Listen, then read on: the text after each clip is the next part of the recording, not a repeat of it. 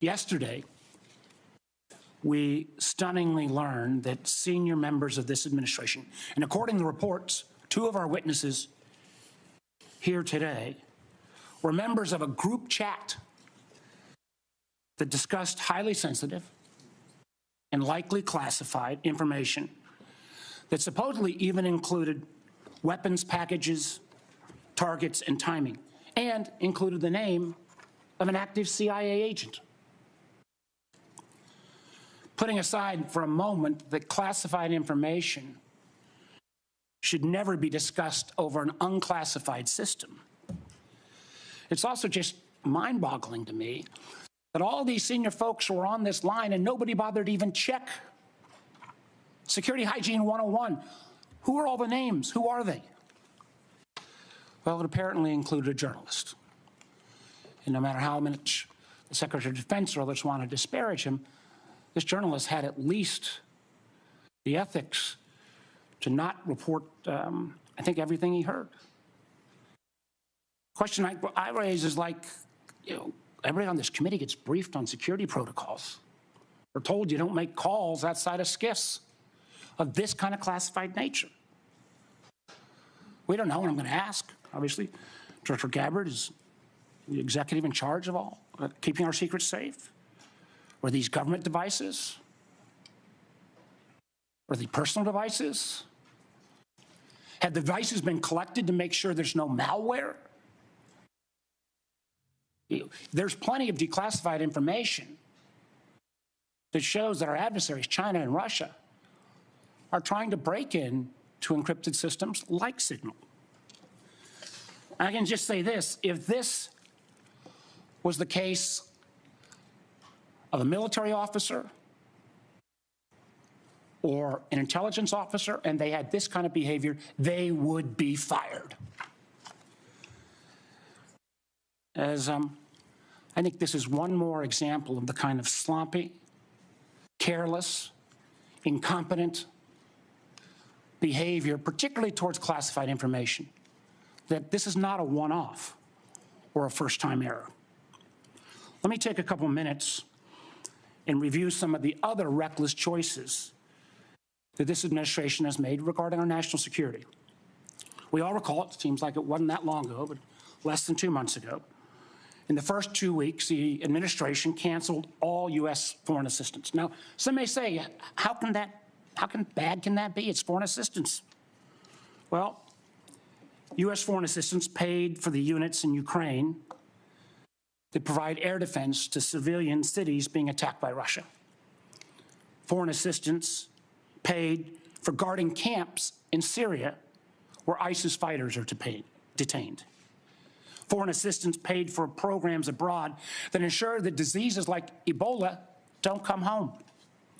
And until recently, it paid for the construction of a railway in Africa that would have helped given the United States much needed access to critical minerals in Congo. Now that project, China's going to try to finance it.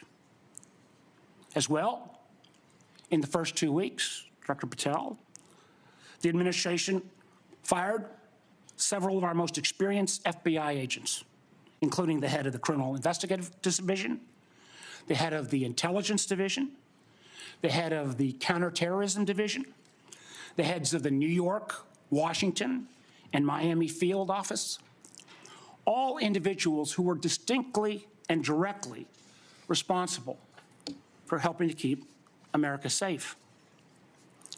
The irony in a little bit was the recently dismissed head of the Counterterrorism Division was involved in disrupting the ISIS attacks planned for Oklahoma City and Philadelphia, and helped lead the effort to bring to justice the key planner of the Abbey Gate bombing in Afghanistan that killed 13 U.S. servicemen and 150 civilians. That very Abbey Gate effort was actually praised by the President in his State of the Union address.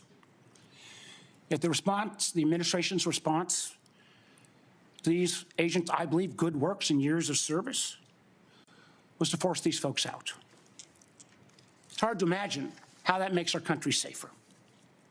Nor can I understand how Americans are made more secure by firing more than 300 staff at the National Nuclear Security Administration, including those responsible for overseeing the security and safety of the nuclear stockpile. Or by ousting 130 employees at CISA, the agency directly responsible for trying to take on China's Salt Typhoon attack. Again, after Salt Typhoon, I would have thought folks on that group chat might have thought twice. Or how we made safer by sacking 1,000 employees at the CDC and NIH who are actually directly working on trying to keep our country safe from disease. Or by pushing out hundreds of intelligence officers. The amazing thing is that our intelligence officers, they're not interchangeable like a Twitter coder. These intelligence officers, our country makes $20,000 to $40,000 of an investment just in getting a security clearance. Literally goes into six figures when you take the training involved. Can anyone tell how firing probationary individuals without any consideration for merit or expertise is an efficient use of taxpayer dollars? And just to make clear that yesterday's story in The Atlantic was not this rookie one-off, it's a pattern. I want to acknowledge Director Radcliffe was not here in his position when this took place. But again, earlier in the administration, when a non-classified network was used, thereby exposing literally hundreds of CIA officers' identities, those folks can't go into the field now.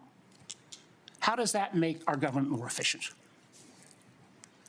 You know, again, this pattern of an amazing cavalier attitude towards classified information is reckless, sloppy, and stunning. And perhaps what troubles me most is the way the administration has decided that we can take on all our problems by ourselves without any needs for friends or allies.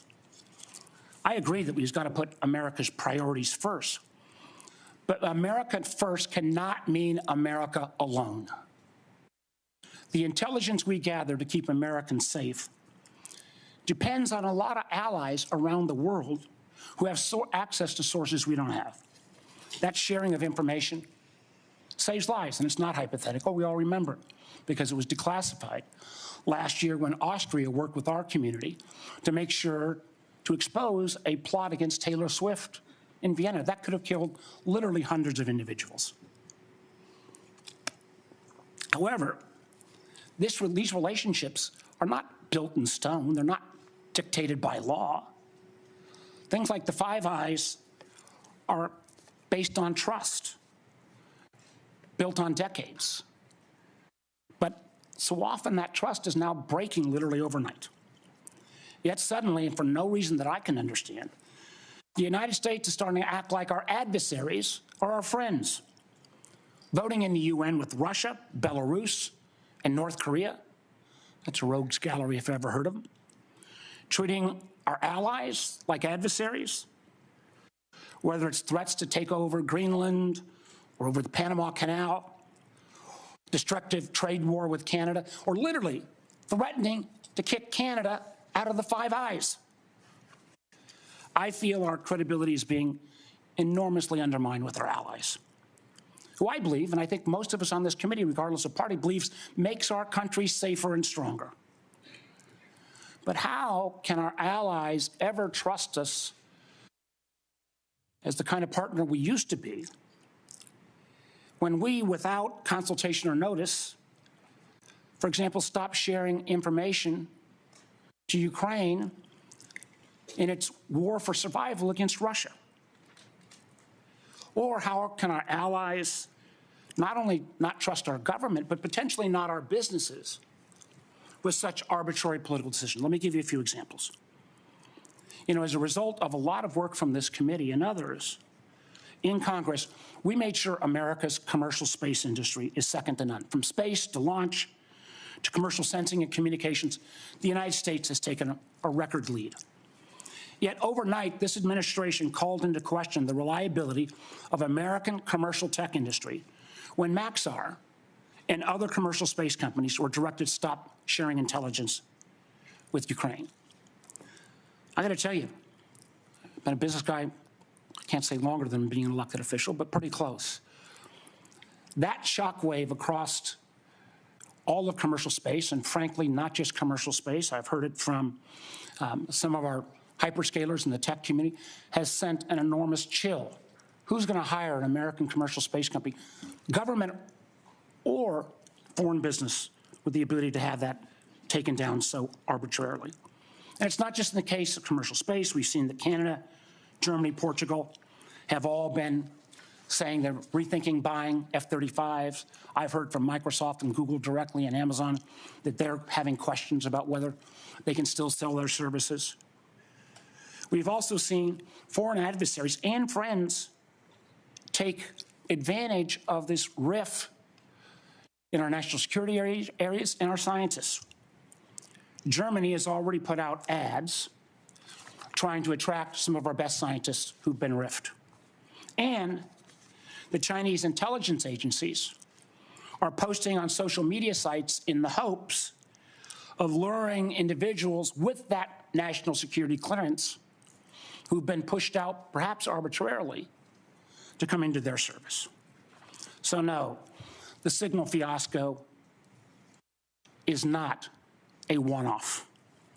It is unfortunately a pattern we're seeing too often repeated. I fear that we feel the erosion of trust from our workplace, from our companies, and from our allies and partners can't be put back in the bottle overnight. Make no mistake, these actions make America less safe. Thank you, Mr. Chairman.